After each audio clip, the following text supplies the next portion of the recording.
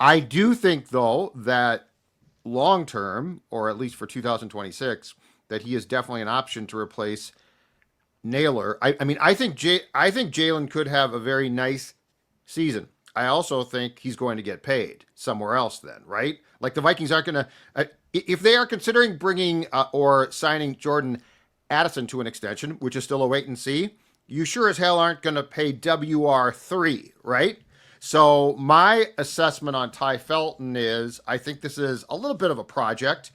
Could I see him with some type of special teams role in 2025? Absolutely. But I also don't think it's an accident that the Vikings folks publicly are trying to build up a guy who might get down on himself as well publicly. So, but he's a third round pick. I mean, he's the poster child for the type of draft pick that needs to start to work here.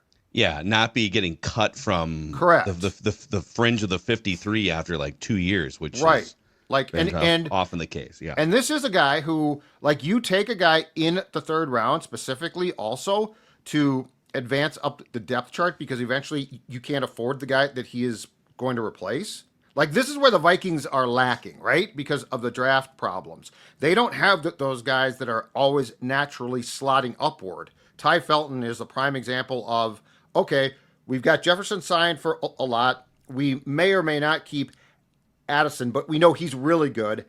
Naylor's a nice player, but he's the type of guy who, if he walks, it should not be a big deal. There should be almost an immediate replacement, and I think that should be Tai Felton.